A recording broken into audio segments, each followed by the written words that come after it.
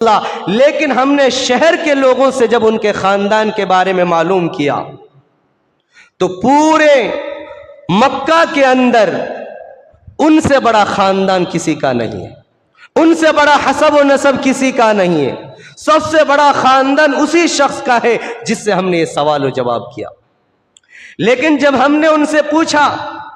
کہ تم کون ہو تو انہوں نے کہا کہ میں اللہ کا نبی، اللہ کا پیغمبر، اللہ کا رسول ہوں، لیکن ساتھ ساتھ ایک اور چیز ہمیں انہوں نے سکھائی ہے۔ تو ان کے سردار نے کہا وہ کون سی چیز ہے؟ کہا کہ یہ کچھ عربی الفاظ ہیں، ان کو کیا معلوم کہ قرآن ہے، کہ کچھ عربی الفاظ ہیں جو ہمارے سامنے انہوں نے تلاوت کی اور ہم نے 2 مرتبہ ان سے سن کر کے ان کو یاد کر لیا، اور وہ آیت کریمہ اور وہ تلاوت یہ ہے، ان اللہ یأمر بالعدل والاحسان وایتاء ذی القربى وینہی عن الفحشاء والمنکر۔ بادشاہ جو ہی اس آیت کریمہ کو سنتے ہیں، قبیلے کا سردار اس